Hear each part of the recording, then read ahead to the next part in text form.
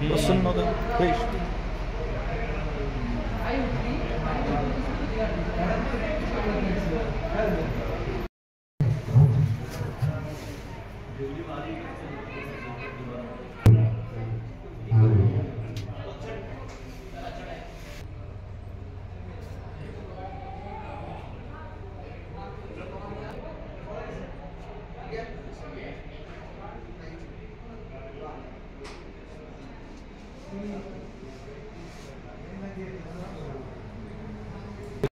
वेशकेतना बाबा अंतरे शुद्ध ज्ञानकला ऐसा सद्गुरु माधवी नाना रंगे जन खेळवी बाल पिशाच उन्मत्त लीला गावी तो विचित्र वेश घेतला बाबा अंतरे शुद्ध ज्ञानकला लुरा पांगला जडमूढ लुरा पांगला जडमूढ सांगेला अंतरीचे गुढ वेश घेतला बाबळा अंतरी शुद्ध ज्ञानकला शंकरदासाचे लक्षण तेथे राहे नारायण वेश घेतला बाबळा अंतरी शुद्ध ज्ञानकला श्री अनंत कोटी ब्रह्मांड नायक राजा योगराज मायबाप अक्कलकोट सद्गुरु श्री स्वामी समर्थ महाराजांच्या पावन पवित्र चरण कमलावर साष्टांग कोटी कोटी प्रणिपात. अक्कलकोट स्वामी महाराजांच्या किंबहुना दत्त संप्रदायामध्ये अनेक अवलिया साधू आणि संतांनी अवतार कार्य आणि त्या अवतार कार्यांचं चरित्र म्हणजे या कलियुगामधली एक अमृत संजीवनी आहे. दत्त संप्रदायामध्ये जेवढे संत महात्मे झाले ते सगळे अवलिया होते की ज्यांची अवस्था बाल उन्मन आणि पिशाच अशा तीन अवस्थेमध्ये अवतार कार्य या संतांनी केले. काल नुकतीच महादुर्गाष्टमी संपन्न झाली. ज्या दुर्गाष्टमीला संतवर्य श्री अनंत कोटी ब्रह्मांड नायकाचे परमशिष्य शंकर महाराजांची पुण्यतिथी झाली. 77 वर्ष महाराजांना समाधी सोहळ्याची लीला केल्याचा दिवस परिपूर्ण झाला. आणि त्या भगवान शंकर महाराजांचं त्या चरित्राच्या संदर्भामधल्या त्यांच्याच सद्गुरु शंकर महाराजांचे असणारे परम निश्चित सेवेकरी नानासाहेब मिरीकरांनी महाराजांच्या अभंगातून वर्णन केले.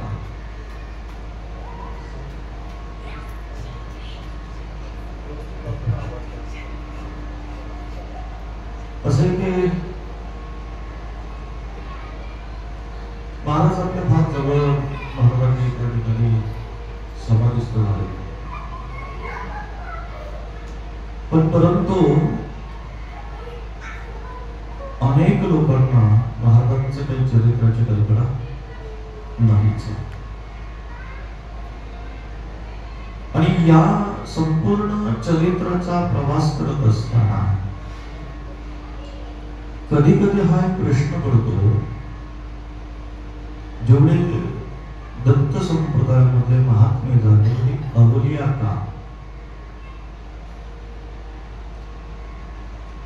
अक्कलकोट स्वामी महाराजांचे शिष्य की त्यांनी त्यांच्या जीवन प्रवासामध्ये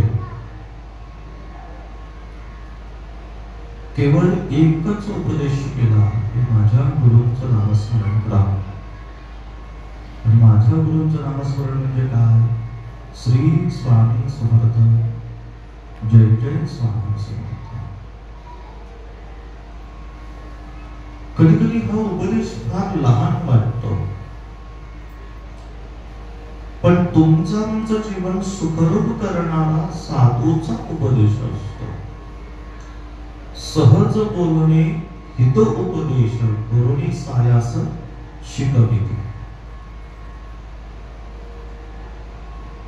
सहज संत बोलतात तर तुमच्या आमच्या जीवनाचा उद्धार होतो. जीवनाचं मूल्य केवळ महात्मेच तुम्हाला समजू शकतात. आपण आपल्या जीवनाचा प्रवास करतोय खरा, पण कधी कधी या देहाला ठेवलेलं नाव ते घेऊन आपण प्रवास करतो, पण शेवटपर्यंत मी कोण आहे याचा काही पत्ता लागत नाही.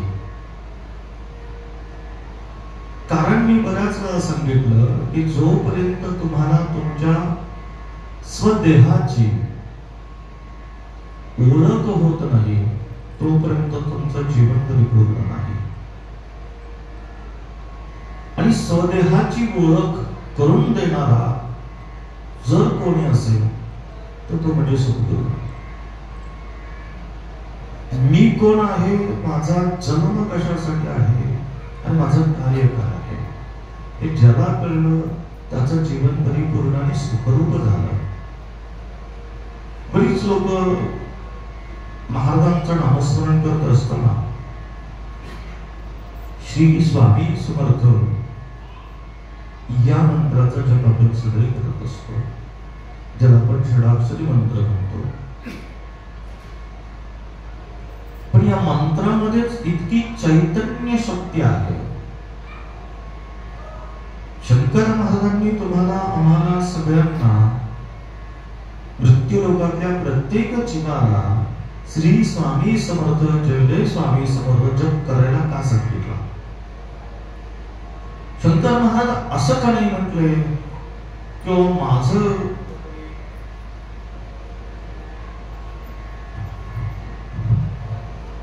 मुलांची सुट्टी असल्यामुळे जरा बऱ्यापैकी ह्या सगळ्या अडचणी निर्माण होतात आणि विद्यार्थ्यांची संख्या कमी झाली की बऱ्यापैकी बरीचशी अडचण निर्माण होते. अण्णा म्हटले तुम्ही काळजी करू नका, आम्ही सगळे विद्यार्थी आहोत तुमचे, पण ती 8:05 कमी वाजता येते, कसं काय व्हायचं? शिष्य लय पक्का लागतो तर ते गुरुचं काहीतरी व्यवस्थित मार्गस्थ होतं. आमचे सद्गुरू स्वामी महाराजांचे शिष्य शंकर मानत होते. हा अवलिया संत, त्यांच्याशिवाय जीवनामध्ये महाराज एक क्षणभर सुद्धा न जगणारा शिष्य म्हणजे शंकर महाराज. आणि गुरुला सोडून गुरुला त्रास देणारे शिष्य आता जगाच्या पाठीवर प्रचंड झाले.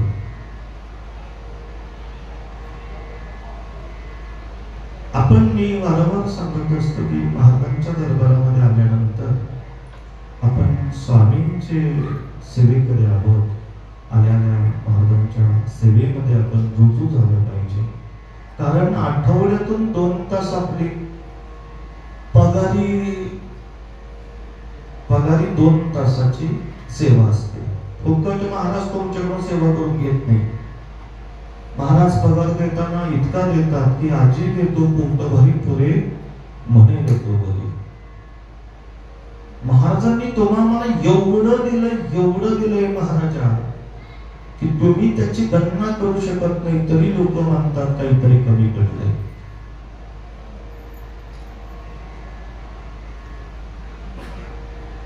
आपण इथं होतो की महाराजांनी शंकर महाराजांनी श्री स्वामी समर्थ, जय जय स्वामी समर्थ जप करायला सांगितला. काय अर्थ होतो महाराजा? तर बरेच लोक म्हणायचे की मीपणाचा स्वाहाकार करणे म्हणजे स्वामी. ठीक आहे ना, अनेक लोकांना पुढे स्वामी हा शब्द असा याकरताच त्याची व्याख्या आहे की मीपणाचा ज्यांनी ज्यांनी स्वाहाकार केला ते स्वामी. मी सांगत होतो की स्वामी समर्थ हा एक चैतन्याचा महामंत्र आहे. अनेक साधू, अनेक संत, अनेक देवता, अनेक देवतांचं नाम आणि या सगळ्या नामात सर्वश्रेष्ठ नाम म्हणजे श्री स्वामी समर्थ. कसं ते सांगतो, पटवून देणार. मीपणाचा स्वाहाकार केला म्हणजे आतमध्ये कोण आहे? परमेश्वर राम आहे, हे का? तो जागृत होतो, तो जागृत होतो.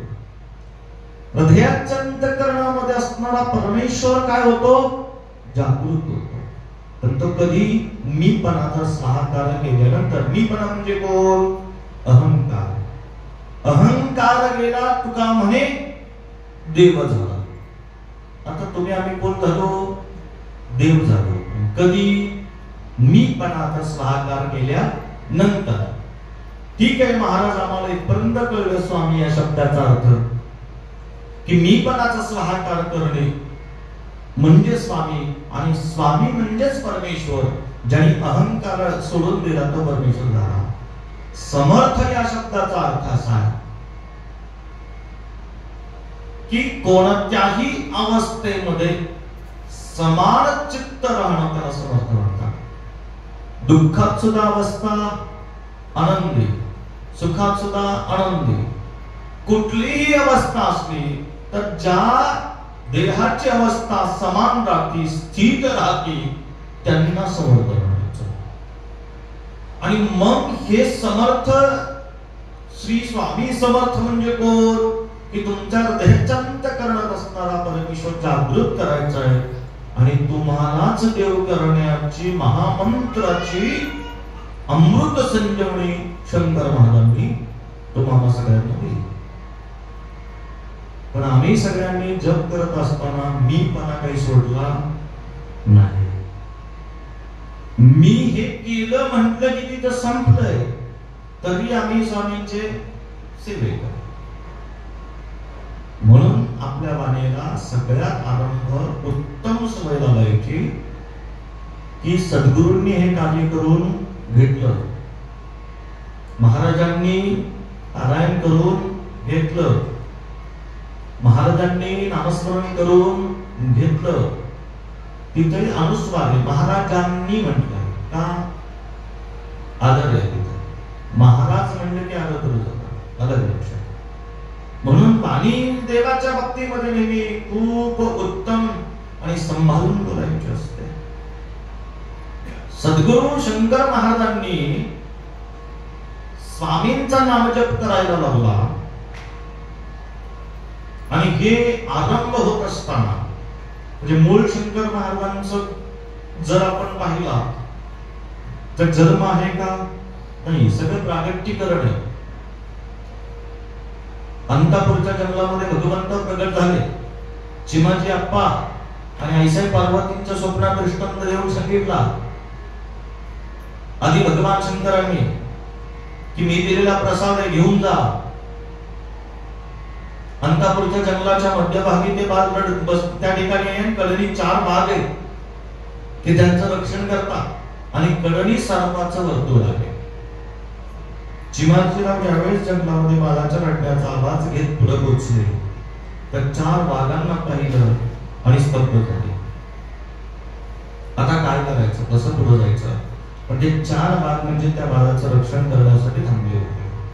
आणि मग ते त्यांनी त्या ठिकाणी भगवान शंकर महाराजांचा, भगवान देवादिदेव महादेवांचा प्रसाद म्हणून शंकर नाव ठेवलं आणि बालक्रीडा त्यांच्या महाराजांच्या सुरू झाल्या. उपजत जे काही साधू असतात, संत असतात, त्यांचा जन्म जगाच्या कल्याण संतांची विभूती.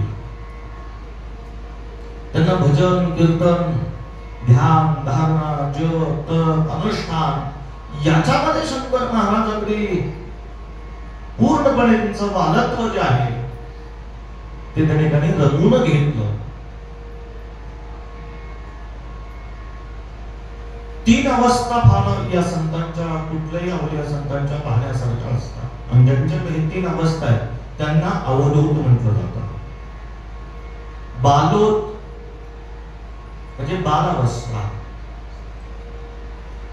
त्याच्यानंतर उन्मत्ती आणि पिशाच्च अवस्था.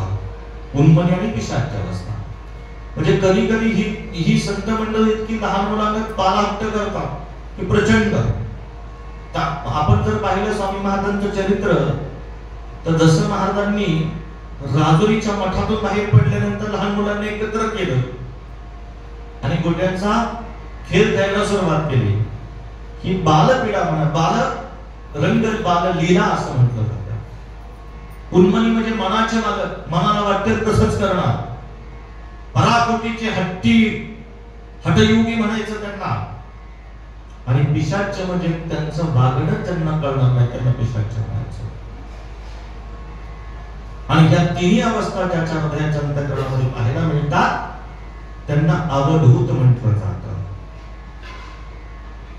अष्टवक्री शंकर महाराजांनी अंतापूर सोडलं आणि अनेक राज्यांमध्ये, अनेक देशांमध्ये, अनेक रूपांनी महाराजांनी अवतीर्ण होऊन कार्य केलं.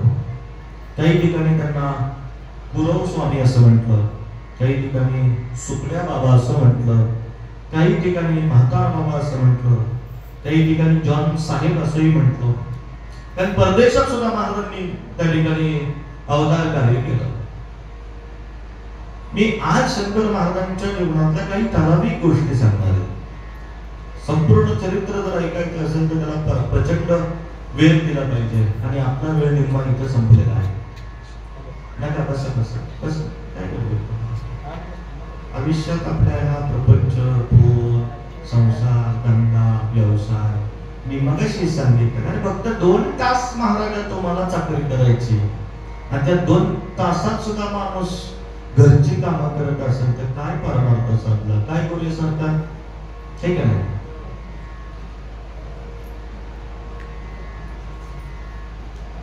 आणि ज्या वेळेस आपण इथं बसल्यानंतर सगळं सोडून ना विशालजी, त्यावेळेस तो तुमचं काम करत असतो. न सांगता तुम्हाला येते अंतर विश्व भीष्मंतर परिहाराचे मुलगी समजा. आता जर त्या यजमानाचा फोन आहे, त्याला समजा असं वाटलं असं उद्या 5,000ची पूजा घालायची आणि जर 2 तासांनी त्यांनी फोन करून सांगितलं महाराज उद्या 11,000ची घाला, उद्या मधून उठून गेला सांगेल 5,000ची उद्या यायचाच नाही, मग काय करा?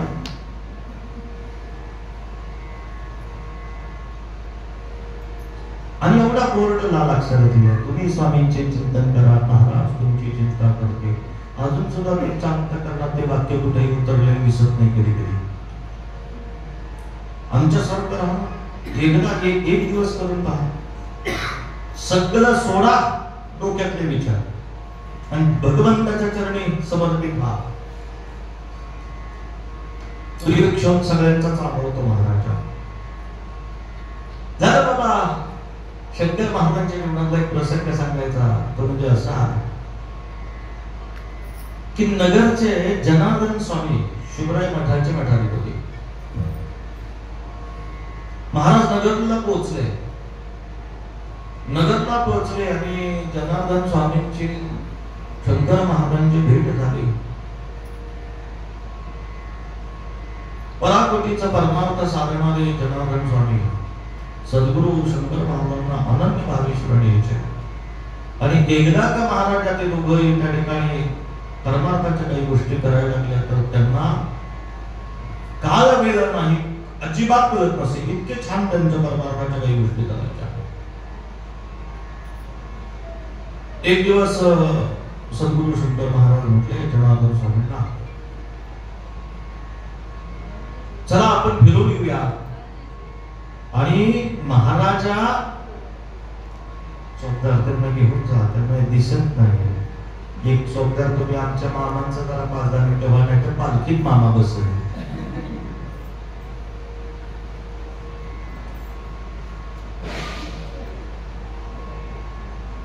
हाताला धरलं महाराजा जनार्दन स्वामींच्या आणि जी महाराजा एका क्षणामध्ये वायुवेगाने पूर्वगड्डीला उभं पोहोचले. आता ही अवस्था 3 अवस्था कशा बघा. जनार्दन स्वामी पुढे बसतात, ते दोघं त्या ठिकाणी गेले आणि त्या ठिकाणी एक फार सुंदर अशी जुनी पुरातन प्राचीन अशी साधणीची गुहा आहे. बरीच लोक त्या ठिकाणी जाऊन आली. शंकर महाराजांच्या काळामध्ये ही गुहा बंद होती. महाराज त्या ठिकाणी पोहोचले, गुहा उघडली आणि जनार्दन स्वामी आणि हे दोघे आत गेले. आत गेल्यानंतर महाराज जनार्दन स्वामी पुढे बसल्यात, शंकर महाराज पुढे बसलेले आणि हट्ट केला जनार्दन स्वामींनी की मला श्रीपादांचं दर्शन करायचं. बघा, गुरुच्या जवळ गेल्यानंतर हट्ट काय करावा? देवप्राप्तीचा मार्गाचा हट्ट करावा. जी महाराजा जसं का जनार्दन स्वामींनी जनार्दन बुवांनी सांगितलं की मला श्रीपाद श्रीवल्लभांचं दर्शन करायचं आणि पुढे बसलेले सद्गुरु शंकर महाराजांनी जी श्रीमुखात संगर वाजवली तसे महाराज जनार्दन स्वामी समाधी अवस्थेमध्ये गेले. आता मी जर एखाद्याच्या वाजवलीच समाधीत नाही पण चक्कर द्या नक्की.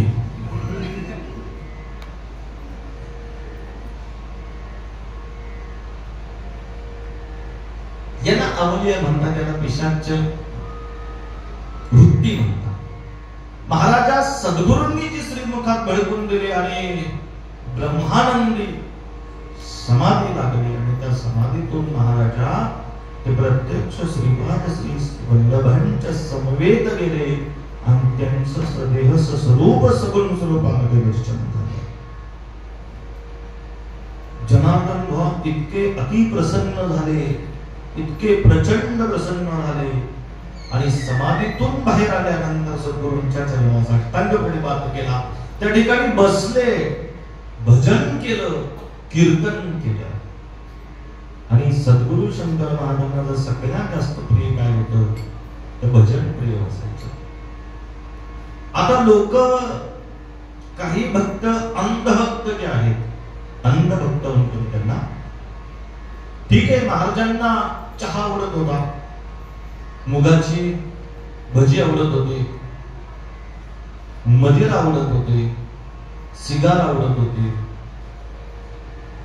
म्हणून काही लोकांनी अंधभक्तांनी महाराजांचा प्रसाद म्हणून त्यांनीच ते सेवन करायला सुरुवात केली. काय महाराजा मला विशेष वाटतं आणि यात सगळ्यात जास्त तरुण वर्ग शंकर महाराजांचे निश्चित भक्त झाले, आनंद. पण बाबांच्या चरित्रामध्ये जर आपण वाचलं तर अवलिया संत तीन अवस्था आहे. त्यांना ज्यावेळेस विचारलं महाराज आपण कोण आहात तर महाराजांच्या मुखातलं वाक्य मैं कैलाश का रहने वाला हूं, मेरा नाम शंकर. तू गोटेमाळ्यावर राहायचा आणि एक क्वार्टर पिंकी सिगरेट वाढायचा असं नाही चालायचं. बऱ्याच तरुण पोरांनी शंकर महाराजांच्या चरणात त्यांची भक्ती आनंद आहे, पण शंकर महाराजांनी श्री सद्गुरु स्वामी महाराजांचं जप करायला सांगितलं.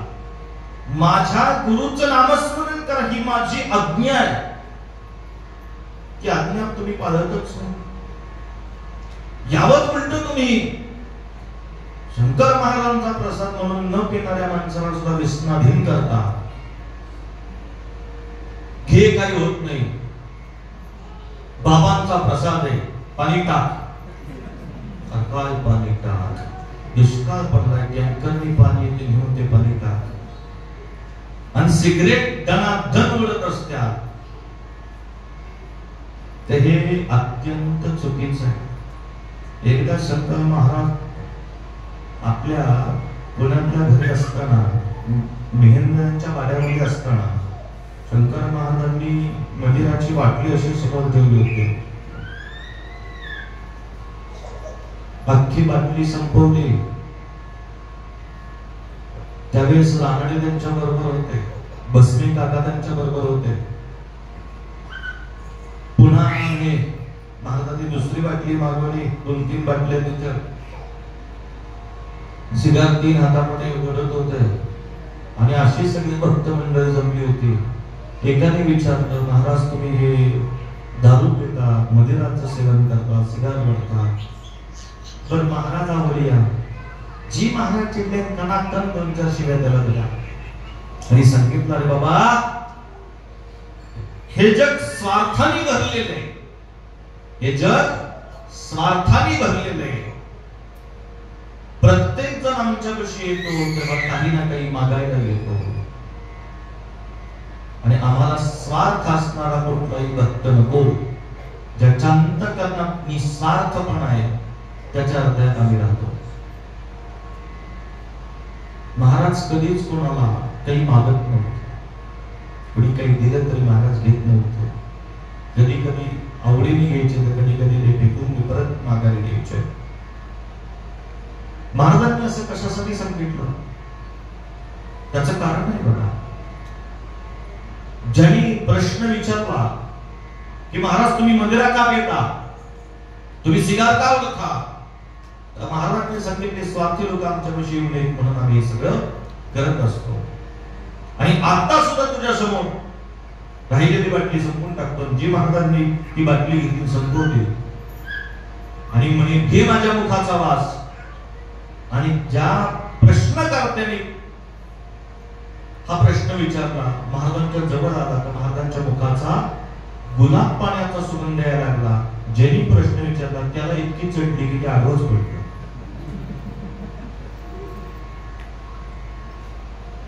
आणि सद्गुरूंची गुणदोष पाहूच नाही. सद्गुरू काय करतात, काय खातात, कुठं राहतात, त्यांचं काय चाललंय ते तुमचा अधिकार नाही. तुम्ही फौजदारकी करू नका अजिबात. मुळात असं आहे की ते ब्रह्मांड चालवणारे अवली आहे, ब्रह्मांड चालवणारे अवली आहे. आपण त्यांना हे प्रश्न विचारणं कितपत योग्य. त्याच्यामुळे कोणत्याही साधू संतांचा महात्म्यांचा या संदर्भामध्ये कोणताही प्रश्न न करता, नाही तुम्हाला काही गोष्टी जमल्या, नाही काही पटल्या तर विषय सोडून द्यायचा, पण साधूचा संतांचा अवमान करू नका. दर्शन झालं श्रीपाद स्वामींचं आणि महाराज म्हटले आता मला माझ्या गुरूंची फार आठवण येते काय. आणि जनार्दन बुवांना घेऊन महाराज अक्कलकोटला पोहोचले. शंकर महाराज त्याच काही वेगाने. आता ही दोघं कुठे, नगरच्या शुभ्र मठामध्ये. कुठं, नगरच्या शुभ्र मठामध्ये. कसे सदेह आणि निघाले कसा प्रवास काय चालू आहे, मनोमार्गाने वायू वेगाने हे सगळं चाललंय. अक्कलकोटला पोहोचले. आता महाराजांचं अक्कलकोटला जाणं म्हणजे फार अलौकिक आनंद होणं महाराजांना. शंकर महाराजांना स्वामींच्या दरबारामध्ये गेल्यानंतर, अक्कलकोटला गेल्यानंतर इतका परमानंद होत असे.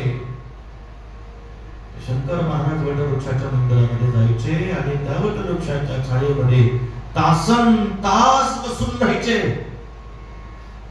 तासन तास बसून राहायचे.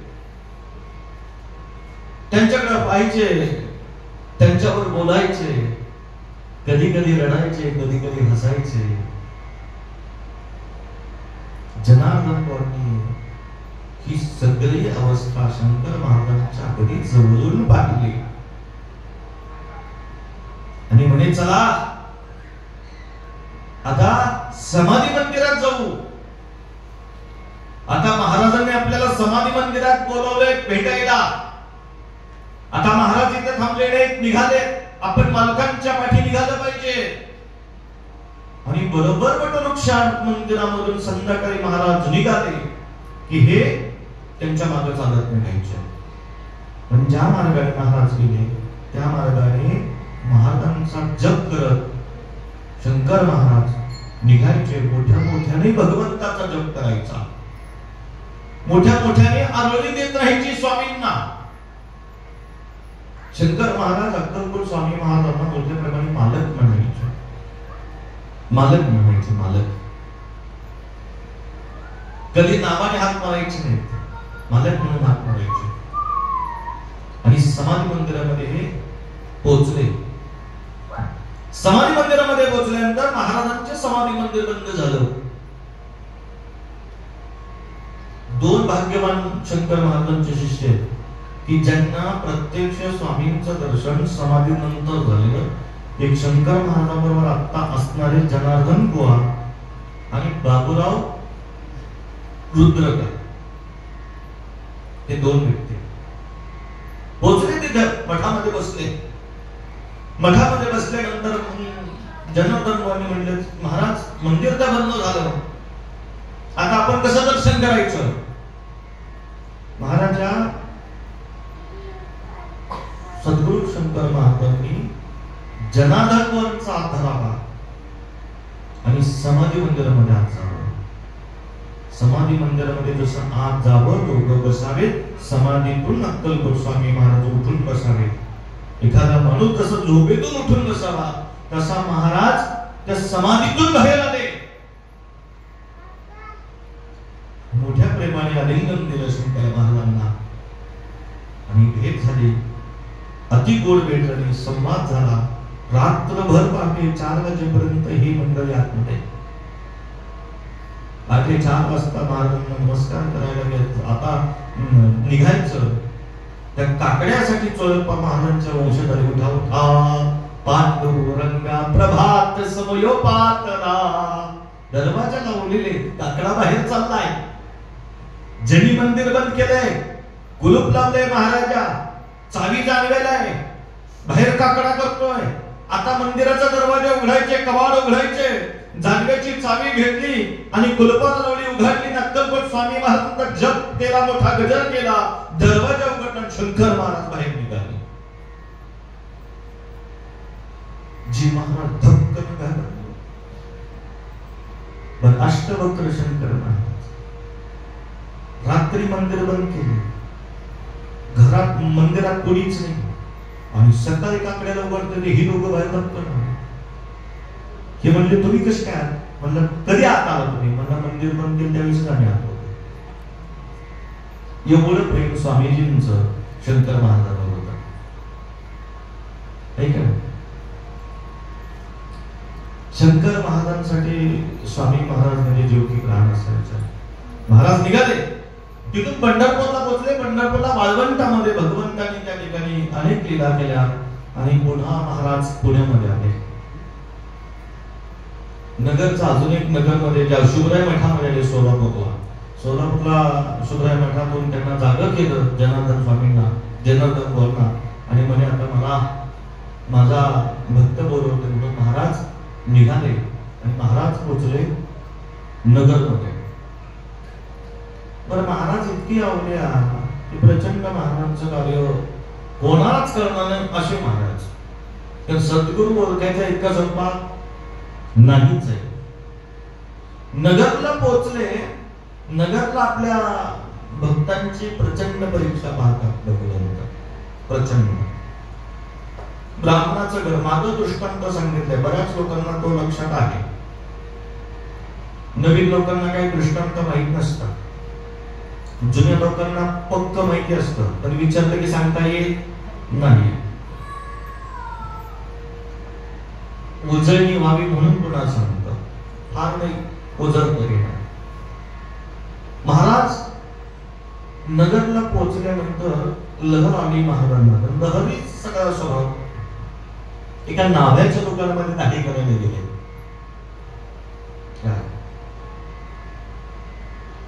बर कारागिरांनी मस्त पैकी महाराजांना दाढी करायला साबण बिबन लावला सगळा. ओके, निम्मी दाढी झाली शंकर महाराजांची. आणि जी अचानक त्या कारागिराला म्हटले, ए थांब, अर्धीच दाढी ठेवली, खुर्चीवरून जी पलट सुटली. तर त्या गल्लीतून एक प्रेत यात्रा चालली होती, अंत्ययात्रा चालली होती. पुढे बडकं बिडकं धोत श्रीराम जय राम जय जय राम, श्रीराम जय राम जय जय राम, रडारडी नामको लय महाराज करते. आणि जी शंकर महाराज त्या नाव्याच्या दुकानातून अर्धी दाढी ठेवून तसंच पळत सुटलं. जी पद सुटलं पुढून येणारं जे प्रेत होतं अंत्ययात्राचं, त्या प्रेताच्या खांद्यावर डायरेक्ट उडीच मारली. तर तिरडी त्या प्रेताच्या अंगावर बसते आणि सरासन 2 नमस्कार मारल्या. बघणारी लोक म्हणलं काय भावलं, 2 श्रीमुखात भडकवल्या. म्हणजे उठा, तुम्हाला अजून परमार्थाचं परमकोटीचं कार्य करायचंय. शंकर महाराज ते प्रेताने जसे उठले तसे ते प्रेत दत्त दत्त दत्त म्हटलं आणि उठून बसतो. आधी लोक बाह्य मागासारखे लोकांनी, तर प्रेताच्या अंगावर बसणं म्हणजे काही सोपी गोष्ट नाही. त्यांनी एक तर ती तिरडी पाडली, त्याच्या अंगावर बसतो. आणि महाराजांच्या अमृत संजीवनीने वाणीने ते प्रेत उठून उभं राहिलं की महाराजांना बघायला आणि शोधायला, महाराजांच्या दर्शनाला जी लोकांची गर्दी झाली महाराजांना. महाराज जे अंतर्धान पावले ते कुलकर्ण्याच्या घरी जाऊन पोहोचले. आता कुलकर्ण्यांचं घर म्हणजे सगळं सवळं ओवळं प्रचंड.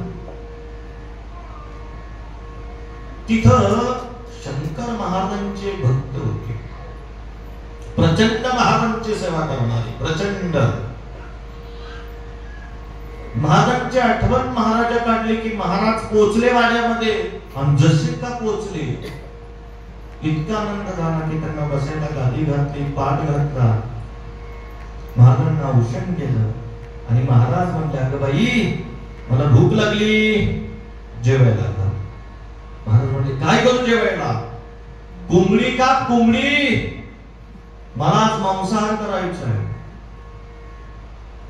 आता अवघड आहे. तुमच्या आमच्या सर्वसामान्यांना सद्गुरू समजणं महाग आहे. ब्राह्मणाचं घर आहे,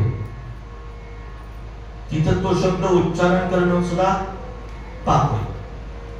हे आवाज ऐकला सासूने की गोमूत्राचा तांब्या शिव शिव शिव शिव शिव शिव शिव, घर माझं पाठवलं. कोण हा संन्यासी आणि आमच्या यांना काही कळत नाही, ती तिच्या नादी लागली. शिव शिव शिव. अख्ख्या घरात बाईने तांब्याभर गोमूत्र शिकवून घेतलं. महाराजांनी आज्ञा केली म्हटल्यानंतर आता जेवण घातलं पाहिजे आणि जेवायला घालावं. वाड्यात जर असं कर्म करावं तर आपला हा शेवटचा दिवस.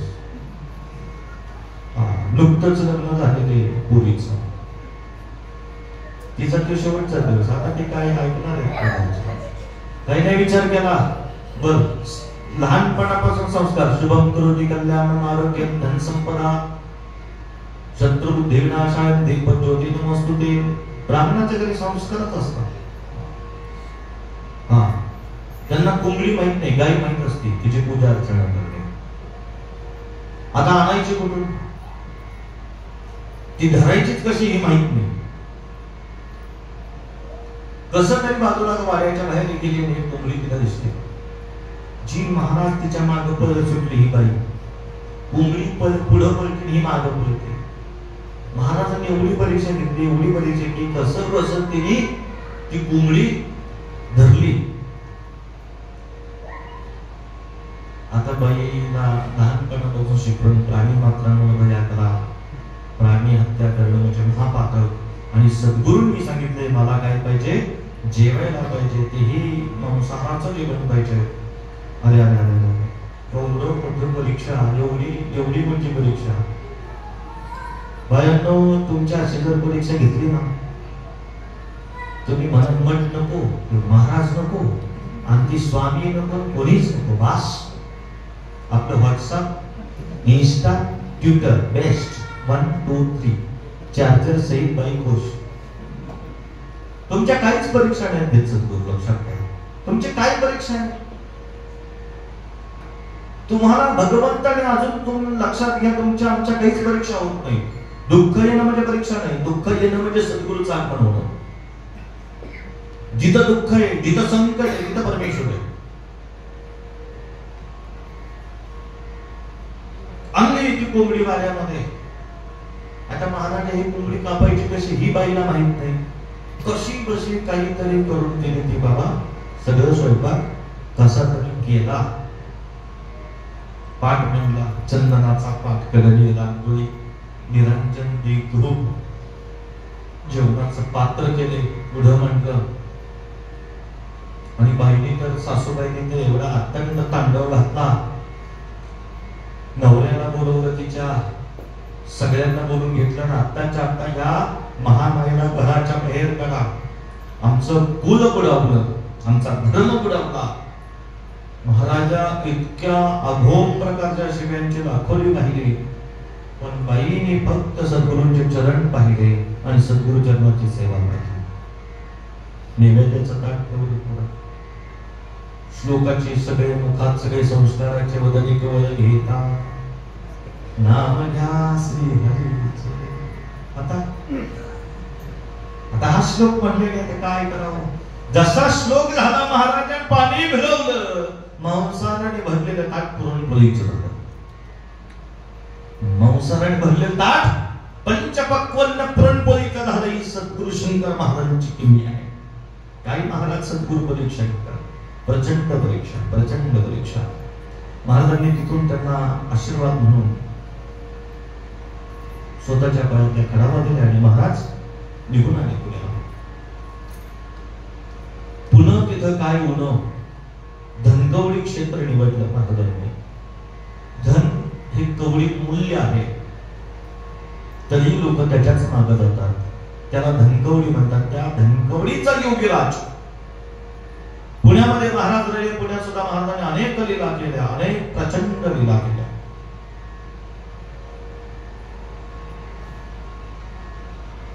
आणि प्रत्येक संतांचं कार्य झालं की महाराज दस्तान ठेवत असतात. तसं महाराजांच्या समेत असताना शिष्य परिवारामध्ये न्यायमूर्ती रानडे, भस्मेकाका, मेहंदरेकर ही सगळी विद्वान मंडळी, सगळे डॉक्टर मंडळी, वकील मंडळी, बॅरिस्टर मंडळी, सगळी आपले सासवडचे अत्रे, ही सगळी मंडळी शंकर महाराजांची शिष्य. आता हे सगळी मंडळी शिष्य परिवार आणि महाराजांनी सगळ्यांना बोलून घेतलं. आता सांगितलं की आता पुढे, आता आमचं कार्य पूर्ण झालं.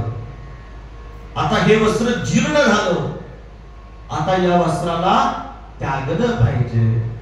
असं ज्या क्षणी म्हटलं, त्या क्षणी सगळ्यांच्या मनामध्ये अनेक प्रकारच्या विचारांचा काहूर माजला.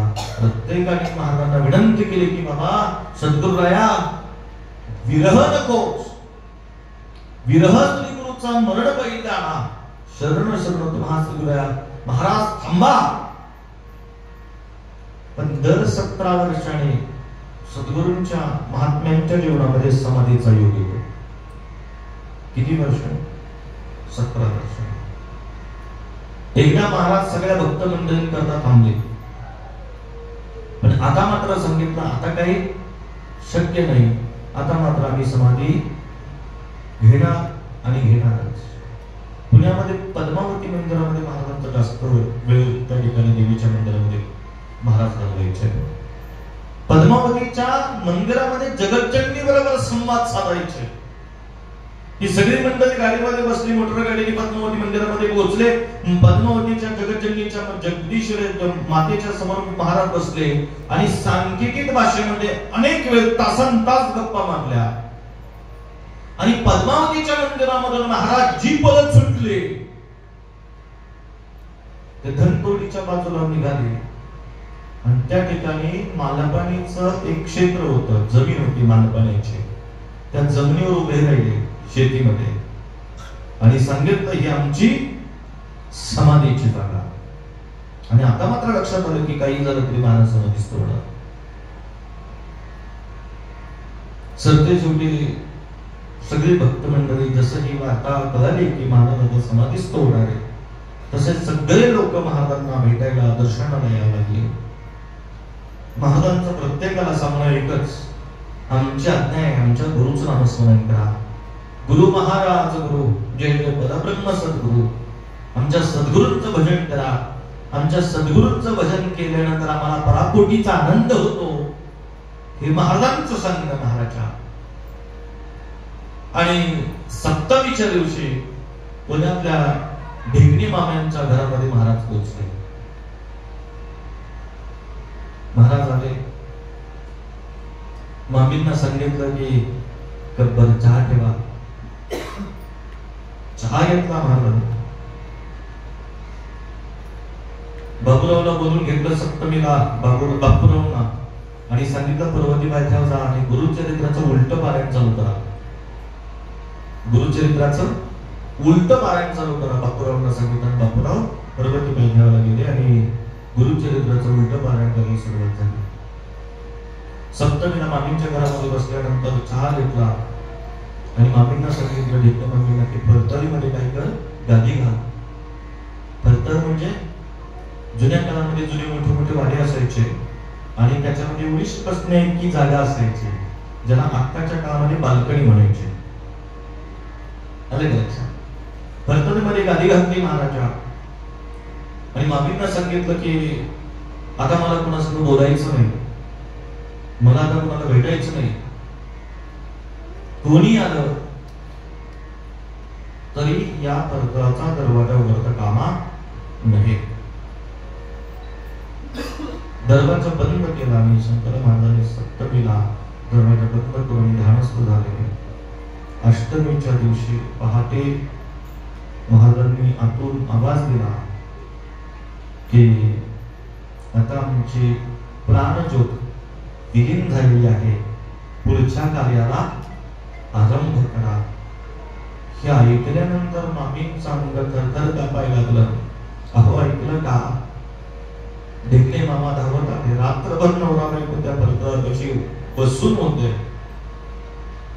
जसा दरवाजा उघडला तसा काहो दोघांनी पडला आणि वाड्यामध्ये एकच गर्दी झाली आणि सगळ्या गर्दीमध्ये शंकर महाराजांच्या नावाचा गजर सुरू झाला. महाराजांनी समाधीची लीला केली. ही बातमी पुण्यात कळाली, वाऱ्यासारखी बातमी पसरली आणि अख्खं पुणे महाराजांच्या दर्शनासाठी अलोट गर्दी करायला लागलं. त्यावेळेस महाराजांच्या जवळ असणारे डॉक्टर विनोद म्हणून होते. त्यांनी एक तांब्याची तार आणली आणि महाराजांच्या हृदयाला लावली, शंकर महाराजांच्या हृदयाला लावली आणि एक ताराचं टोक स्वतःच्या कानात लावलं. त्यातून आवाज आला, आत्मकलेपैकी एक कला समाधीची लीला आम्ही त्या ठिकाणी करत आहोत. देहाने आम्ही जरी नसलो तरी अखंड सगुण स्वरूपामध्ये आम्ही इथे राहू. आणि ज्ञानेश्वरीतल्या ज्ञानोबारायांनी जे पसायदान सांगितलं, त्या पसायदानातली एक गोबी महाराजांनी सांगितले, जो जे वांछिले तो ते लाभो प्राणीच्या हातात. दोन्ही गोष्टी समांतर किती पहा. सद्गुरूंची समाधी दिवस याच काळामध्ये आणि काही 22-25 दिवसाच्या अंतरावर पुन्हा शंकर महाराजांची पुण्यतिथी याच काळामध्ये. समाधीच्या अगोदर महाराजांनी गीतेतला श्लोक सांगितला, अनन्या चिंतयन्तु मां ये जना पर्युपासते. इकडे शंकर महाराजांनी म्हणावं, जो जे वांशील तो ते लाभो प्राणी जात. जे तुला हवंय ते मिळेल. आणि एकच आहे, माझ्या सद्गुरूंना शरण जा, माझ्या सद्गुरूंचं नामस्मरण करा. आणि हे सगळं ऐकल्यानंतर आता पुढची सोय करा म्हणून सांगितल्याप्रमाणे जसं महाराजांनी ढेकणे मामांच्या वाड्यातून त्यांनी अगोदर सांगून ठेवलं होतं की महानिर्वाणाची यात्रा दत्त मंदिर म्हटलं, स्वामींचा मठ, पुढे पद्मावती कात्रज या मार्गे जी समाधीची जागा ठरवली आहे त्या ठिकाणी यावं. आणि त्यावेळेस महाराजांनी आज्ञा केली होती की संत सोपन काका, माली महाराज, ओंकारेश्वर आणि पद्मावती अशा ठिकाणचं निर्माल्य आमच्या समाधीमध्ये घाला. अवघ्या 2 तासात मोटारीने ते सगळं समाधीचं निर्माल्य समाधीच्या जागेवर ठेवलं आणि महाराजांना घेण्यासाठी रानडे विनोद ते बसवे काका, दादा फुलारी ही सगळी मंडळी त्या ठिकाणी महाराजांच्या खानदानावरून चालली होती. आणि जशी महानिर्वाणाची यात्रा पुढे चालली होती तसं शंकर महाराजांनी कोपऱ्याने दादा फुलारींना कोपरखरी मारली. जशी कोपरखरी मारली, दादा फुलारी म्हणाले काय वर बघितलं तर महाराज झोपलेलेच आहेत. नीट पकड म्हटल्यानंतर मग पुन्हा व्यवस्थित पकडलं आणि त्या ठिकाणी घेऊन आले. समाधीचे ब्रह्मानंदी गुहा त्या ठिकाणी होते. सगळ्यांनी दर्शन केलं. शेवटी पुन्हा दादा एकटाच राहिला होता. बसवे काका, न्यायमूर्ती रानडे ही सगळी मंडळी दर्शन करून गेली. एकटे फक्त दादा फुलारी राहिले होते.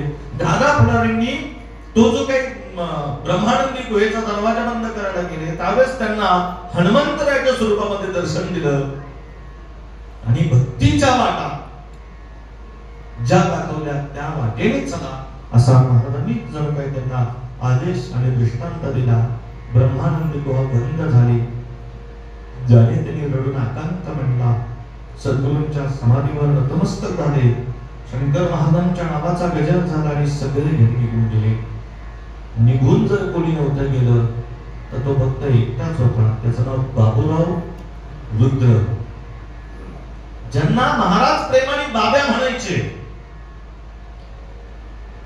बाब्यावर भगवंत शंकर महाराजांचं एवढं प्रेम, प्रचंड प्रेम की याच बाब्याला शंकर महाराजांनी पुण्यातून वायुवेगाने समाधी मठामध्ये जाऊन दर्शन दिलं. हाच भाऊ रुद्र का.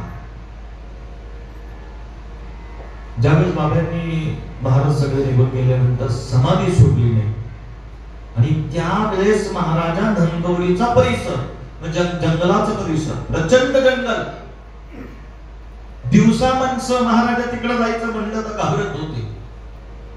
अशा वेळेस सगळे निघून गेले. पण बाब्या मात्र महाराजांची समाधी सोडली नाही. महाराजांच्या समाधी जवळ राहिला. ऊन पडलं की छत्री घेऊन उभा राहायचा. पाऊस आला की छत्री घेऊन उभा राहायचा. अहोरात्र महाराजा त्यांनी समाधी कशी थांबली. 1 नाही, 2 नाही, 3 नाही, तब्बल 3 महिने महाराजा तो उभा होता. 3 महिने महाराजांच्या समाधी कशी होता. सरते शेवटी त्या समाधीतून आवाज आला, बाबल्या पुढे आता सेवा, घरी जा, आम्ही तुझ्या बरोबर आहोत. आणि मग समाधीचं नतमस्तक होऊन बाबूराव घरी गेलो. त्याच्यानंतर सुद्धा महाराजा समाधीस्थ झाल्यानंतर, समाधीची लीला केल्यानंतर शंकर महाराजांनी आतापर्यंत अनेक भाविकांना प्रत्यक्ष सगुण स्वरूपामध्ये दर्शन दिले. जशी जशी त्याची भक्ती, तशी तशी महाराज आजही त्या सेवेकऱ्यांना, भक्तांना महाराज भेटत असतात. असे अनंत त्या ठिकाणी पुरावे आणि अनुभव शंकर महाराजांच्या चरित्रामध्ये येतात. अशा शंकर महाराजांचं पावन पवित्र पुण्यतिथीचा कार्यक्रम काल परिपूर्ण झाला. आज नवमी आहे. त्यांनी सांगितलंय, त्यांच्या संपूर्ण शिष्य परिवारात त्यांनी केलेली आज्ञा आहे. ती आज्ञा सगळ्यांसाठीच आहे. ती आज्ञा काय होती तर तुम्ही स्वामींचे चिंतन करा, महाराज तुमची चिंता करतील. अवधूत नंदन श्री गुरुदेव दत्त सद्गुरु श्री स्वामी समर्थ महाराज की जय.